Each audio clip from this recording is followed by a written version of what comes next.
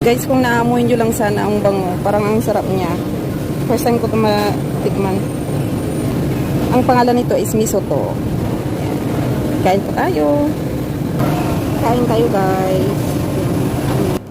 Hi guys! Ayan, Malay food naman tayo ngayon. So, ito yung may sabaw, may chicken, may bihon, may tauge. Kalimutan kong sinabihan yung nagtitinda na huwag niyang lagyan. So, ayan, natagalan ako dyan kasi nagtanggal ako. So, ang sarap niya guys. Sarap yung sabaw, ang bango pa. So, ayan lang guys. Sana panoorin nyo. Thank you for watching. Ingat tayo lagi. And God bless. Bye!